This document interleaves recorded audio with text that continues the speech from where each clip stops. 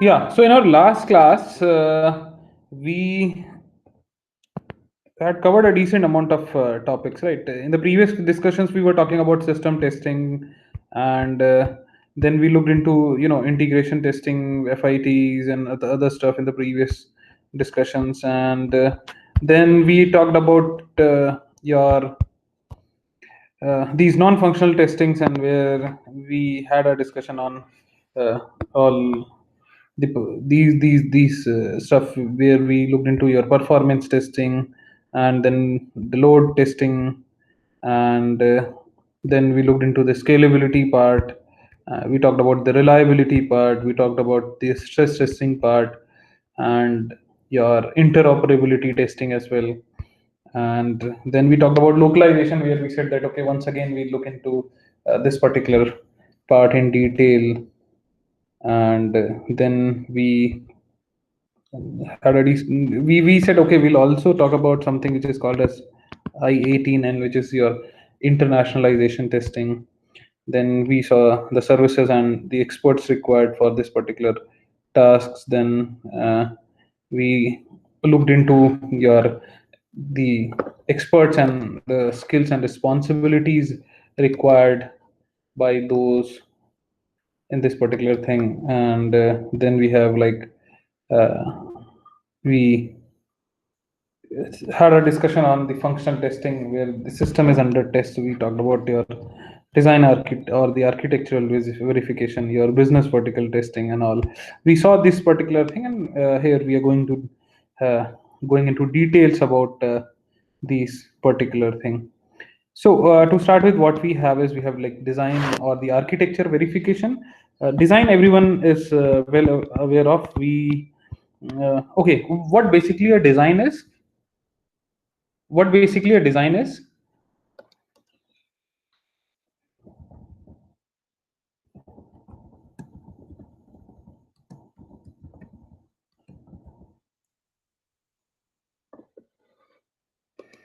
Any one of you? I hope you are here.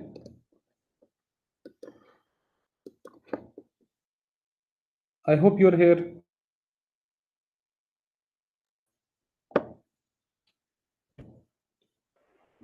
Sir, kind of blueprint.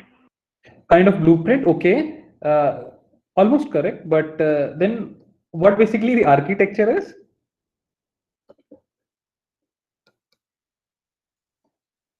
What basically the architecture is?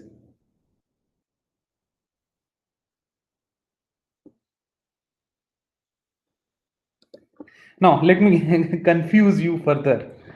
So, one is architecture, right? Another one is design, and then let me introduce another thing, which is architectural design, right? So now, see, don't get confused. Architecture is something which is a blueprint, which is at a higher level, highest level, you can say. Afterwards, we get the design, right? Architectural design is those designs patterns which we see, right? There also we have your coding pattern, and then we have the architectural design patterns and all. So this is something which is different. How these things are different? You can say that. Mainly, there is a lot amount of confusion between these two terms, right? These two terms are used interchangeably as well, but in actual, your architecture and your design are like closely related, right? And the main difference between these two is that how we actually face, right? So architecture basically focuses on the strategy, the structure, or maybe the purpose, right? Whereas design looks into much more closer towards the implementation part, towards the practice part, right? So it's like much more closer to the uh, implementation or the code part. And architecture will be something which is at a higher level. And then we'll talk about business vertical testing, deployment testing, then beta testing, and then several certifications, standards, and testing we have, right? So these things we are going to cover in today's class, and then we'll look into some more stuff further. Now let's talk about your design or the architecture verification, right? So in this particular thing, what we do is the test cases are checked against the design and the architecture, right? So basically this ensures the completeness of the product implementation, right? That means, because what we are trying to do here is we are trying to verify the code, that whether it is actually analogous to what is given in my design and in my architecture, right? So there is something called as your software architecture verification. So this is a totally different field in your software engineering, but it's a crucial part as well. So what we have here is like your software architecture verification considers that whether the software architectural design adequately fulfills all the requirements specification or not, right? So specifications which the client gave and which we derived to this architecture, that okay, the same amount of things are provided in the architecture or not, right? So what we need to do is I need to check the software architecture design, right? This is what I need to do, and I need to handle the attributes as well. Then I need to look for incompatibilities, because in the architecture only we will be able to get a clearer picture that okay, we can definitely go ahead with this particular architecture or not. And there is something called as your architecture validation, right? Now I'll not go into details about it because you already know the difference between your architecture verification and validation. So basically your architecture validation is a key component of your software development life cycle, and it's pretty much essential to the successful implementation of your continuous architecture. Your validation of the architecture is something which is most preferred at, once again, at a higher level. So this deals with like far more than just the technical issues, because your business drivers are a key force in shaping an architecture. So in that case, what we need to do is that we need to carefully evaluate all these stuffs, and then we need to take a call on this particular thing. Now next is your business vertical testing, right? So okay, uh, what do you mean by business verticals or even business horizontals?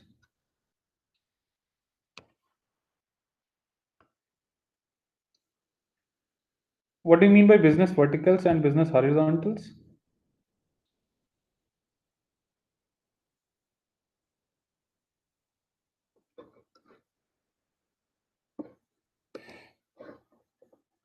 No clue. Okay, fine. So business verticals and horizontals gives me an idea about basically the overall functioning of a particular business, right? So that means if suppose I'm talking about uh, if I'm talking about, let's say, a banking software, so I should know all the business verticals. That means what all things are there in a banking process, and in a banking process there will be a number of sub processes as well, right? So for that sake I need to have the idea about what will happen in what all scenarios, and that can be done only when I have the idea about the business verticals and horizontals as well, right? Then only I'll see, let's say for a loan process, if I don't have the idea about how a loan is processed, so I cannot go ahead with your business vertical testing, or maybe or the entire product testing, right? So here the general purpose products, for example, payroll systems, or maybe any workflow systems, inventory management, it will have like different business services. So I'll definitely need to have the idea about the domain knowledge. I need to have the domain knowledge of a particular project, and then I can go ahead with this business vertical testing. So what we do is that this is the use and testing of the product for different business verticals. For example, your insurance, banking, asset management, and verifying the business operations and usages. Let's say for let's say salaried class, the loan processing will be different than, let's say, a business class person, right? So in that case it would be different. For even private employees and the government employees, uh, there will be certain relaxations in case of uh, government employees, and so on and so forth. That depends on, like, every company may come up with their different business rules. So it is desirable that the product understand the business process, and it should include the customization as a feature for the efficient use of different business verticals. So once again, since it deals with scenarios, so it can be done well through these scenarios only. For example, let's say a particular bank will have several categories of saving accounts. Right. For, let's say, these days, what you see is that private banks, what they say is that, okay, if you have a balance of, let's say, 1 lakh, less than 1 lakh, then the interest you get is something else. If you have above 5 lakhs, you get something else. If you have 10 lakh plus as a balance in your saving account, then it will have a something different. Totally different kind of facilities. You'll be treated as a, let's say, premium customers, and so on and so forth. So what we have is, in business vertical testings, what we do is that features or the aspects which can be included in a product will be your customization for a different set of users. I'll definitely customize my product, and there will be different terminology, right? For, let's say I have a saving account which is a regular saving account. I can have a premium saving account, right? One of the bank offers it, premium saving account, right? So that would be a different terminology. Then there will be several syndications as well, right? So in that case, what we do is that it depends on, as I said, it depends on every individual business owner's terminology plus their strategies, right? Plus their strategies. So that would be like case to case basis, and that can be easily done with this particular thing, and tested with the help of this particular business vertical testing. Now, next is like there are several ways to go ahead with this particular testing, which is your business vertical testing. Now, what we do is we can go ahead with simulations, and we can go ahead with replications, right? So, simulation means, for example, let's say I have something called as, let's say, a particular product P. So what I can do is I can simply simulate it. What will happen is that the tester will assume the requirements and will test the business flows. So I have a particular product P. I know that, okay, this is how this particular workflow looks like, and based on that I'll test it, right? And the testing, okay, what all will be the testing strategies in that case? Any idea?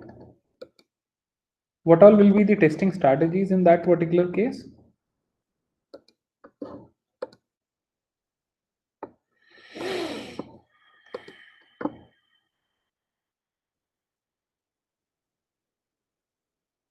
See, all those things which we studied under your black box and white box, right? Because these are, as I said, sorry, these, as I said previously, that these are the umbrella activities. So all those activities will be below this particular thing, will be your strategies, right? All the techniques. So anything for any particular testing, that will lift from this, and that particular thing will take a call on this thing as well. Now, next is replication. So your customer's data and process is obtained. Right, I got some data. It can be the real data, or it can be some dummy values. Right. So, and the product is completely customized and then further tested accordingly. Right. So that's how it works. Now, next is your deployment testing. From the name itself, you might have got an idea that I'm going to deploy it. There are ways to deploy. We'll see in the next uh, few slides. So this is done on a fully functional product. Now my product is fully functional now. And what I'm going to do is now I'm going to go ahead with deployment part. So to test the working of complete system or product, we go ahead with this deployment testing, right? Now, what we do is we indirectly test the interoperability. The reason being because it will be like whether it is on site or uh, that particular thing will give me an idea that okay, this is going to work. How it is going to work when I have the laboratory condition and when I have a real life scenario. So that particular part is taken care of here. Now, so what we do is this particular thing verifies the conditions that my core task is complete or not, right? That my core task is complete or not. So this will be, this will be like the customers can be involved in testing based on the need. And here what we do is this particular testing, you can, since it is called as deployment testing, so you can also give a separate term which is your post implementation, right? So if you see this particular term, then don't get confused, it's the same thing, deployment testing or the post implementation testing. So what we do is that in this particular task I may involve the, because I have deployed it, so I may involve the customers as well, right? If required, right? So in that case what I am going to do is that I may get into I may either look into the people who are involved in testing can be used, or else I can definitely get some customers for this particular sake. So what all options we have, like I can ask the developers to make the production and the stage environment backups. I'll ask the developers to copy the database from the production to the stage. I can announce a code freeze for the entire development team, and then I can go ahead with this deployment testing cycle. Right. So here also I'll have like several phases, and all the techniques will be like the previous ones which we studied. That means all the things under white box and black box. So it's like all the testing techniques before this can be called as your pre-deployment testing. All the testing techniques before this will be pre-deployment testing.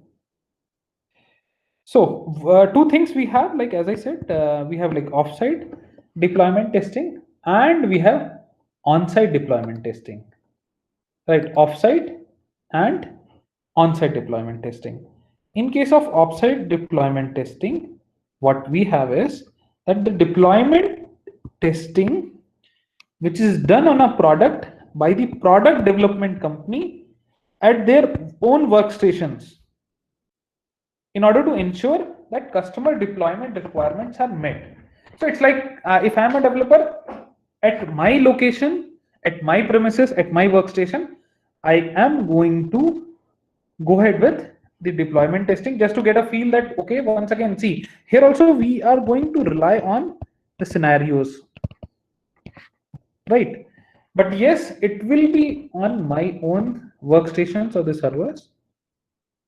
It's like let's say if you're going for a BTech project, right, and you took a product for the BTP project, right? In that case, whatever testing you're doing at the end of in the hostels, that would be your that would be, something which is uh, your offsite deployment.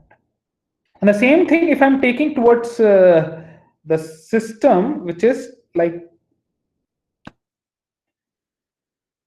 the system of my end customer, or the location of my end customer, that would be called as your online deployment testing. So what we have is, sorry, so what we have is that this will be done after the release of the product by utilizing the resources and setups available at customer's location.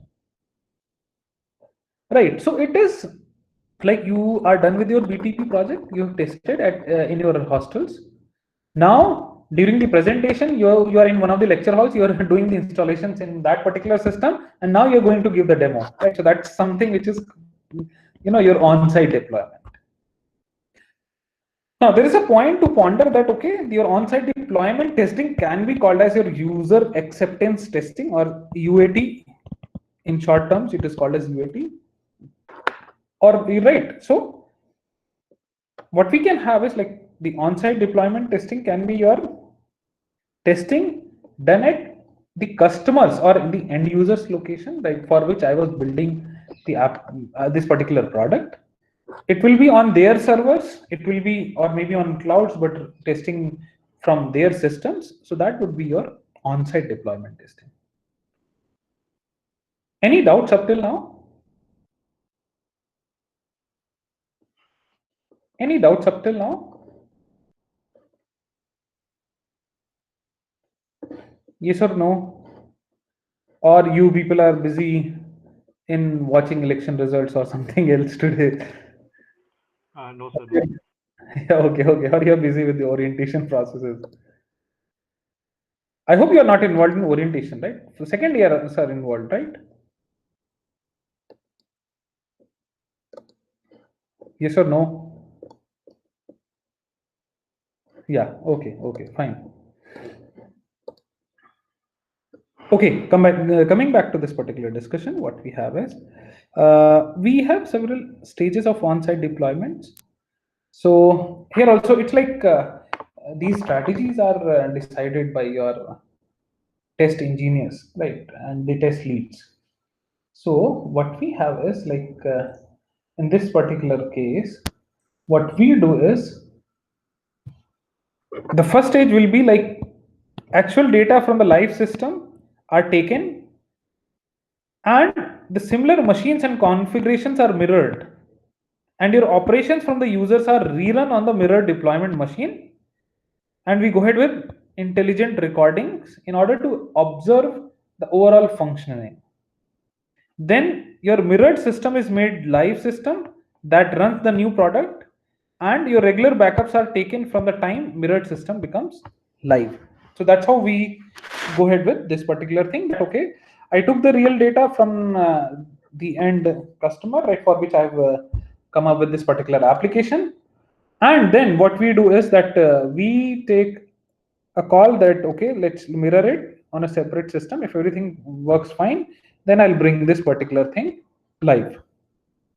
Now next is your beta testing. I have deliberately kept this particular slide as, a slide with a question mark, because now I expect the answers from you people for this particular thing, beta testing, what basically a beta testing is. Right, I have deliberately kept 2 3 slides blank.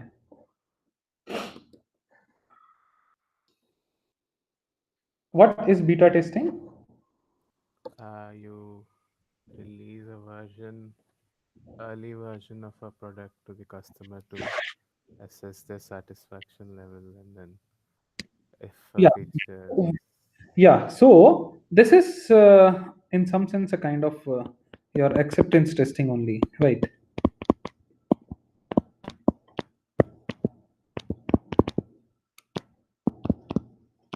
Right. So we see this a is lot in something. video games as well.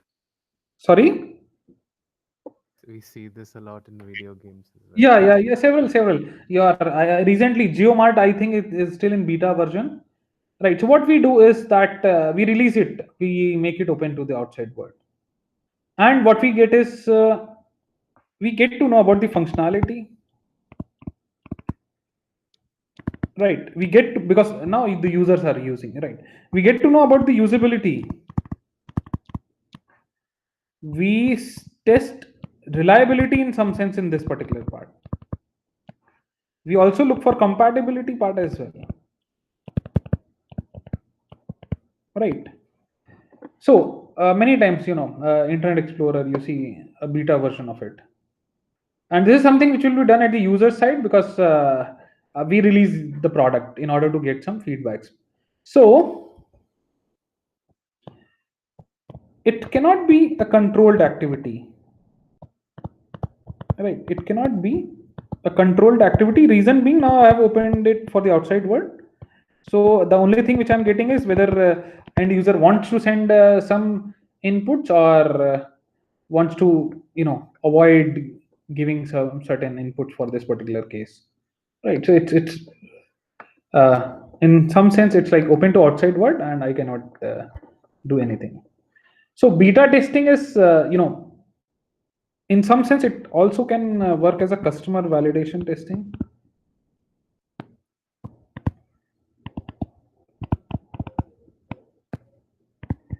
or customer validation methodology to evaluate the level of customer satisfaction. And because the end user will be the one who will be actually using it for a period of time, and then we'll take a call. And the product experience gained by the end users are asked for the feedback on your design, on the functionality, or your usability, or the performance, everything. And based on that, we evaluate our product.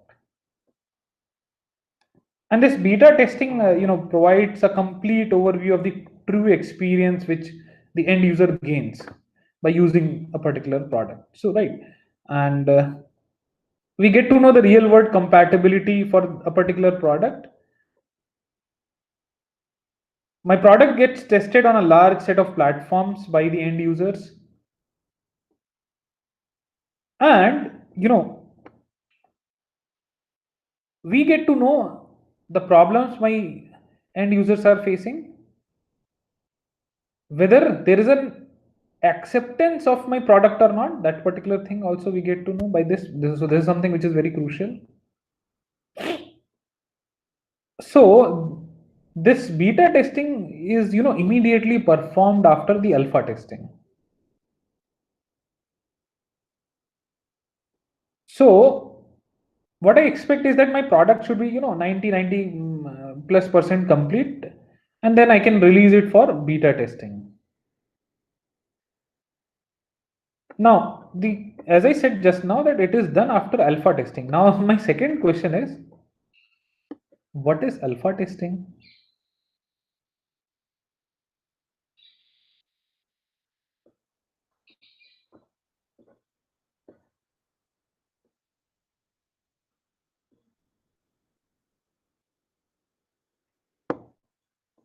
What is Usually alpha? done before release. Yeah. So what we have is, we have alpha testing, and then we go for beta testing. Now, beta testing is and alpha testing are almost similar. The only difference is that your beta testing is done by the outside world, right? Whereas alpha testing is done by the testers only, or the internal employees of the organization. That means just before making it open to the outside world for the beta testing, we, for our sake of understanding, we go ahead with this particular thing, and then what we do is that we take a call that, okay, alpha testing looks okay, let's go ahead with beta testing, let's make it open to the outside world. Any doubts up till now? We have discussed a lot amount of testing technique today. Any doubts up till now?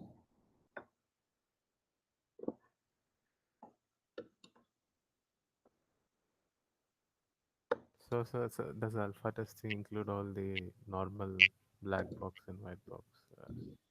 Yeah. So it mainly it's like a kind of system testing, you can say. Mainly we'll go ahead with black box because my product is ready. I will not bisect and dissect the code now. That particular part I can do it in case of unit testing. So mainly alpha and beta is like once my system is ready. So it can be, let me add one point. Yeah. So what we do is we went for unit testing. Afterwards, I'll go for integration testing. Afterwards, I'll go for system testing. Then I'll go for alpha testing. My own employees will be doing. If I find okay, I'll release it to the outside world. That would be your beta testing. So mainly after unit testing, we leave this particular thing. We rely on black box majorly. If suppose we identify during the black box testing that okay, there are some issues with the bugs, then we take a call that okay, let's look into the piece of code as well. Let's look into the piece of code as well, right? So that kind of calculations we do. We need to take a call always, right? Okay, that okay, what suits us best, what suits us best. So that kind of calculations we do. I hope I'm able to clarify the doubts, Jayant. Yeah, so yeah. Okay. Okay, any other doubts up till now?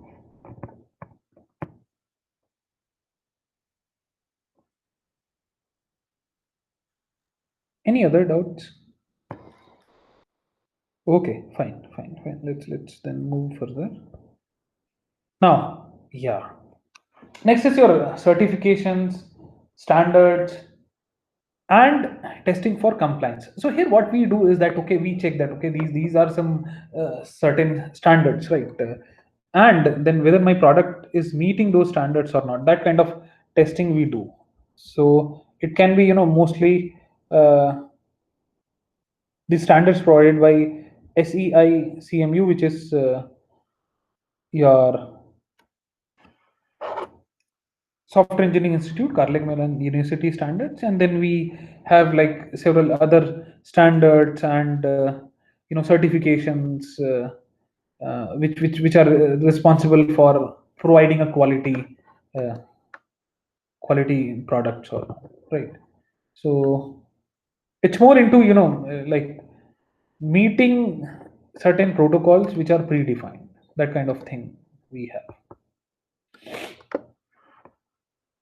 Now, next is your okay. These are the references which I've used for this particular discussion, and for the above set of for the above set of contents.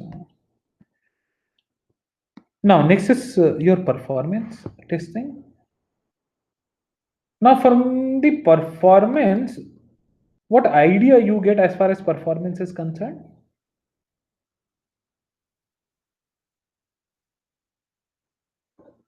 Performance in what sense?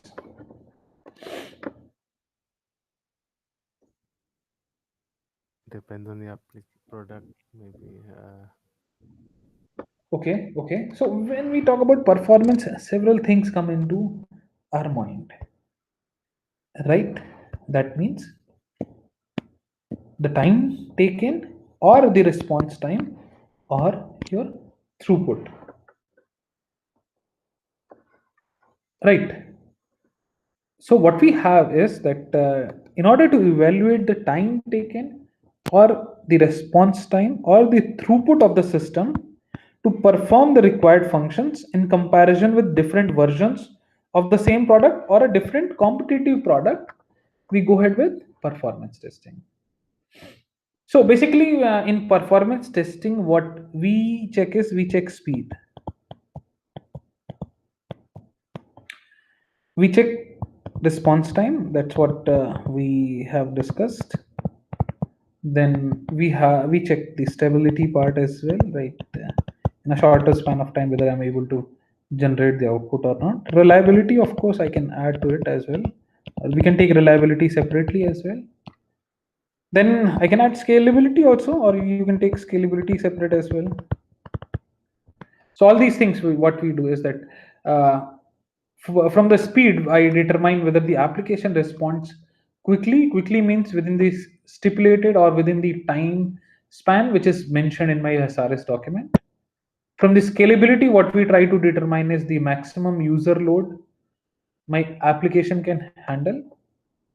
And stability is like how stable my application is when my load frequently changes. So my performance testing will determine whether my software meets the speed, scalability, and stability requirements under the expected or under the peak load or not. And especially this is something which is very crucial as far as my mission critical applications are concerned. Mission critical can be like space launch programs or any life saving medical equipments running on a particular software application. So these things will be like perform. See, I'll give you one example. Somewhere around in the year August, in the year 2013, in nearly it was I think 19th August. So Google was down for a period of 5 minutes, and the cost Google had to bear for this downtime was like 5,45,000 dollars. Right, that kind of costly downtime can be for a company like Google. And in the same year, it was expected, it was estimated even that Amazon if Amazon server goes down, so per second, Amazon loses $1,100 per second. That too for a simply website which is selling products. They are also it's like go ahead with your I mean I can take care of my product being sold at a slower rate, but no, that kind of loss, companies like Amazon cannot bear.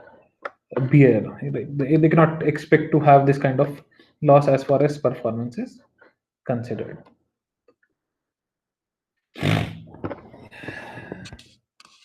So, these are some examples which I took, right? Amazon.com or .in, very crucial. eBay, Flipkart, Infibeam, right? EAB, these days EAB does not exist, right? Of course, Jabong has also merged with a different portal. Traders does not exist. Like we had some very good websites in past.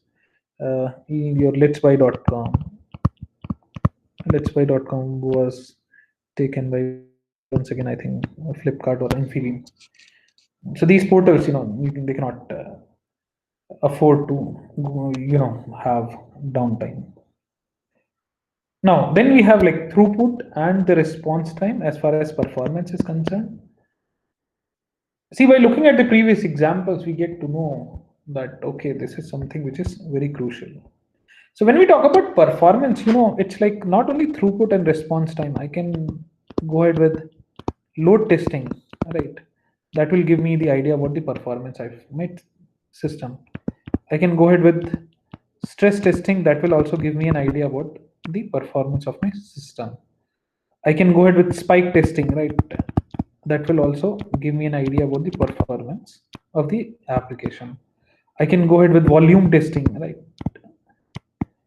I can go ahead with the scalability testing. That will also give me an idea about the performance of my application. I can go ahead with let me endurance testing.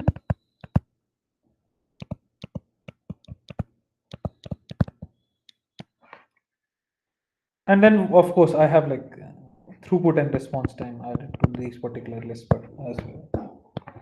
So let's focus on these two things, and then maybe we can subcategorize these into this particular part as well. So what we have is we have throughput. So throughput is nothing but the capability, the capability of the system or the product in handling multiple transactions. It also represents the number of requests or the business transactions processed by the product in a specified time duration. So your throughput will be representing the number of business transactions that can be serviced in a given duration for a given load as well, right? Yeah, for a given set of load as well. Because if there isn't any load, so obviously my system is going to give me a different throughput. If there is a load of simultaneous users, then definitely we'll have a totally different throughput observed from a different system. Next is your response time. We'll talk more on response time in our coming discussions as well. So this is something which is a delay between the point of request and the first response from the product or the software system. That means request goes, travels to some place, and response received. Right, this is the overall time consumed.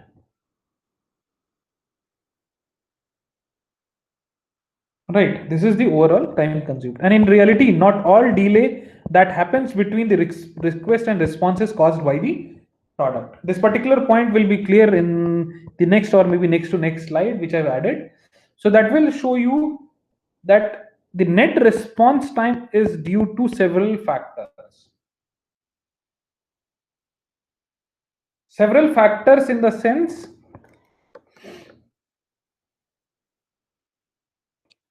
I have a concept called as latency, which is the net delay.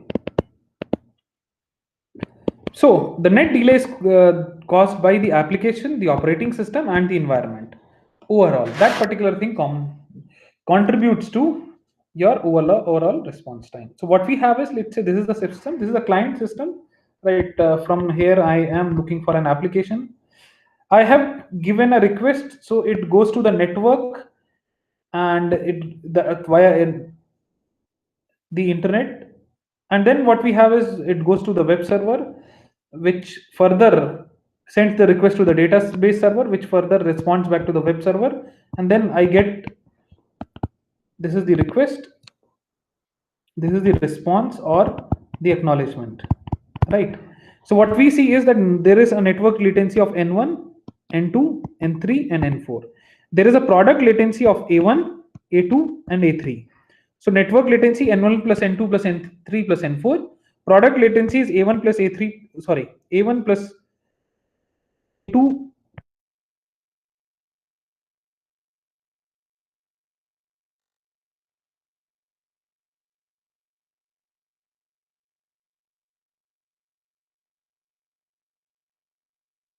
And the product latency. So it proves the point that, okay, it is not only the delay which is happening within the product, but it's also due to the various other factors as well, right? Various other factors as well. Any doubts up till now?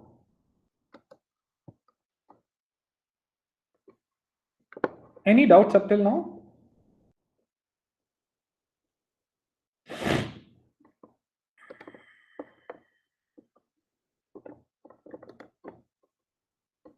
Okay, so I see response from very few people. Already very few people are there in the class today.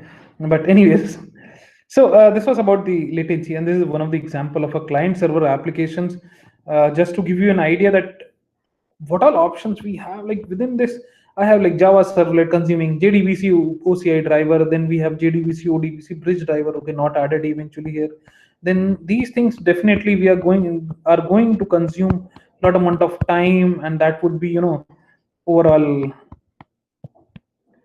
component that would be added to this particular part which is your latency, right? So that's how it works. That's how it works.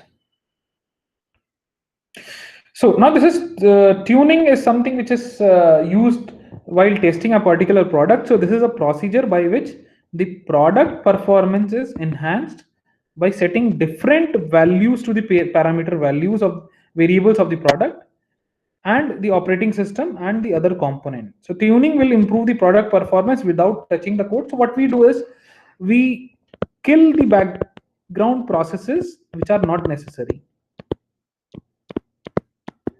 Right. In case of product tuning, one of the technique is to kill the background processes which are not necessary. Next is your benchmarking, right? So the performance testing where competitive products are compared. That means the future features, the cost, the functionality, all these things are compared.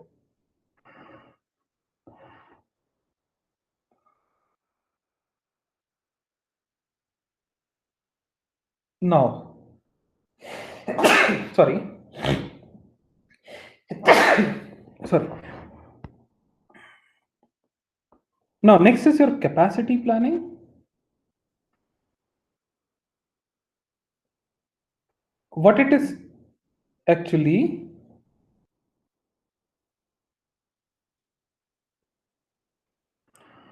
it is the exercise to find out what resources and configurations are needed to derive the best result from the performance.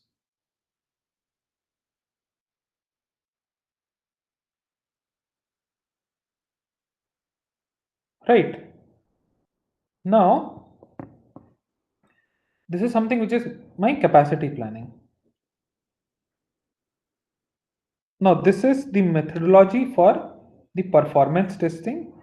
The very first step is collecting the requirements. I don't need to throw lights on this because I think everyone is familiar with this.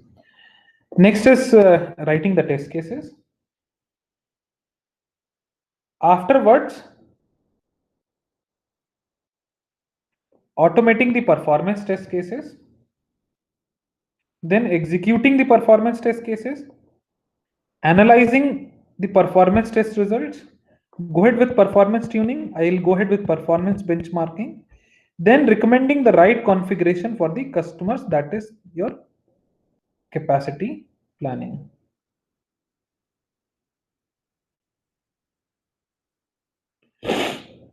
Right, so this is all about the methodology for the performance testing. Yeah, this is the actual reference which I took.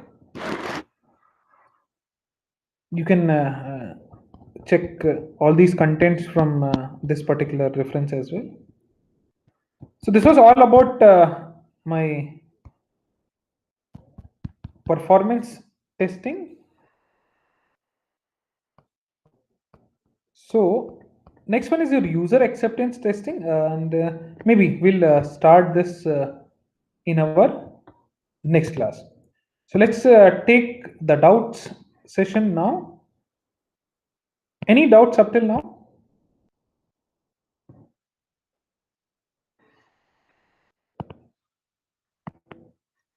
Any doubts up till now?